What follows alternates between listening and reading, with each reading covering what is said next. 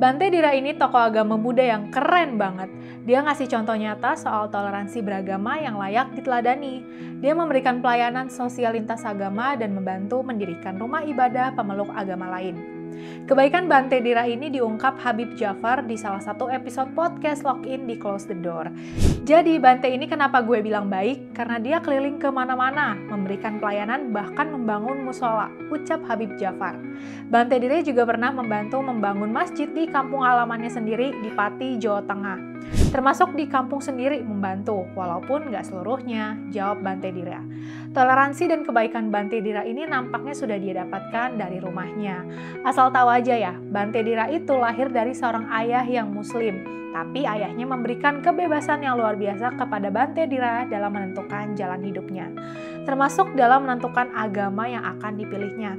Pada tahun 2010, Bante Dira mulai mendalami ajaran Buddha dan akhirnya ditahbiskan sebagai samanera.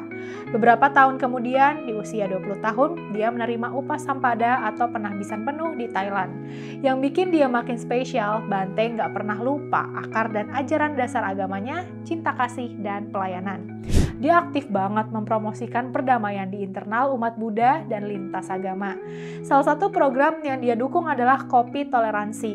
Dalam program itu, pemuka agama dari berbagai agama ngumpul untuk diskusi santai soal keberagaman.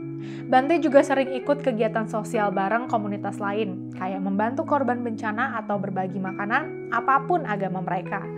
Bante Dira aktif di media sosial. Lewat akun Instagramnya @dira_puno, dia menyebarkan pesan-pesan damai, toleransi, dan cerita inspiratif. Dia ngajarin kita bahwa keberagaman itu harus dirayakan, bukan dijadikan alasan buat berselisih.